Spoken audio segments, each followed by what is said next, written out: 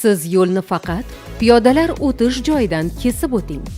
Mashinalar har doim sizni payqamasligi mumkin.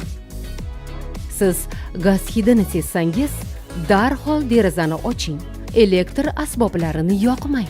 Siz yong'in ko'rsangiz, o'zingiz o'chiraman demang. Darhol 101 raqamiga qo'ng'iroq qiling. Siz xona derazalarini yopib qo'ymang. Shamollatib turing. Is gazi sezilmaydi, lekin juda xavfli. Siz daryo, ariq yoki hovuz bo'yida yolg'iz o'ynamang. Suv tinch ko'rinsa ham, ichida kuchli oqim bo'lishi mumkin. Siz bo'ron yoki yashin paytida daraxt tagida yoki metall buyumlar yonida turmang. Siz yong'in yoki zilzila bo'lsa, orqaga qaytmang. Tezda tashqariga chiqishga harakat qiling. Siz favqulodda holatda 101 yoki 1050 raqamiga qo'ng'iroq qiling. Bu raqamlar sizni himoya qiladi.